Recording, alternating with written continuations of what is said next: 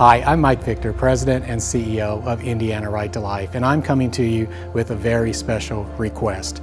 When Russia invaded Ukraine, it set in motion a humanitarian crisis that is affecting millions of people, not the least of which are moms and babies in Ukraine. You may not be aware, but there's a ministry that's based right out of Indiana that is working so hard to help moms choose life and to support moms and babies, and they need your help during this time of crisis. Just a few months ago, I met the director of Misson To Ukraine, and I know now that it was not by accident that we met. It was providential so that we could help to support what Misson To Ukraine is doing. So I'm coming to you as supporters of Indiana Right to Life and asking, what can you do to help Misson To Ukraine? Is it prayers? Is it financial support? Please pray about that. And I've asked Steve to share more about Misson To Ukraine so that you can know exactly what they are doing to help moms and babies.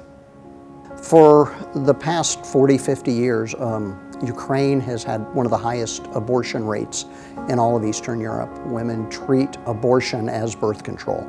It's not uncommon for many women to have had 5, 6, 7 abortions before they reach age 25. We've seen that number come down statistically over the past 5 to 10 years, which is a true blessing, but it's still not anywhere where it needs to be. You know, our goal is what we'd love to see is 0 abortions.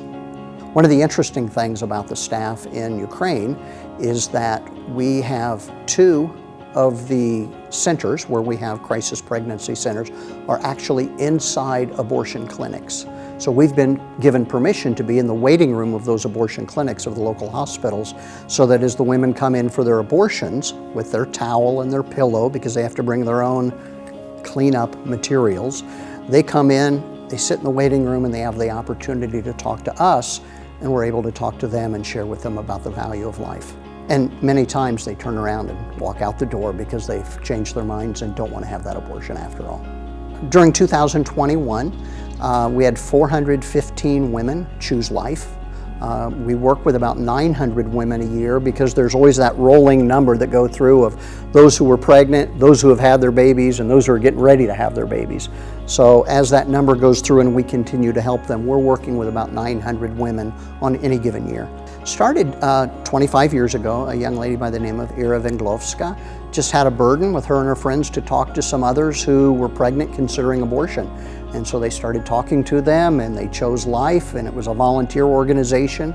And over the years it grew and grew and grew to where she couldn't do it alone with her few friends, and we started hiring staff and having people then in the Indianapolis area, physicians and other pro-life friends in this area decided they wanted to support the work that was going on over in Zhytomyr, Ukraine. That developed over a period of just a few short years, and as that ministry grew, so did the staff grow, and also one of our other emphases, which is working with children with disabilities. So we do a lot of work with kids with Down syndrome, cerebral palsy, spinal muscular atrophy, and other types of disabilities, helping them, because we've told these women, we're here with you, we believe in life. They said, what if I have a child with Down syndrome? Do you still believe in life? We say we certainly do. And so we've proven that over the past 25 years by having those dual focuses. We help them from birth, actually a little bit before that with birth, with some counseling that we do to help them understand about the importance of life and the importance of how God cares for their child. Then we work with them as they've had that baby, providing food and medicine and diapers and clothing until they can kind of be on their own feet and supported through their husband or their boyfriend, or maybe going back to work. We kind of help to make sure that they're not just abandoned and left alone with this child. Our little region of Zhytomyr, Ukraine has faced serious attacks by missiles over the past 5 weeks, and many people have lost their lives, both in the military as well as civilians. The maternity hospital in Zhytomyr was one that was heavily hit by a missile. One of our staff members from Ukraine was able to come over to the Indianapolis area just a week or 2 before the war started. She was blessed to have a visa already in place.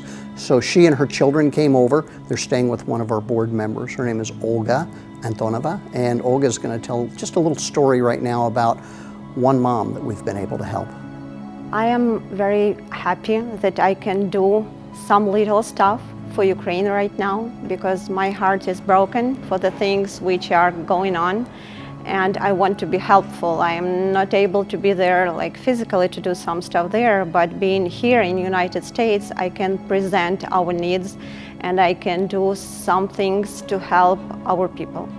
This is my 6th time being to United States, and this is my first time, and I hope last time, for the reason of war. And I can stay in United States for 6 months, and I do not know.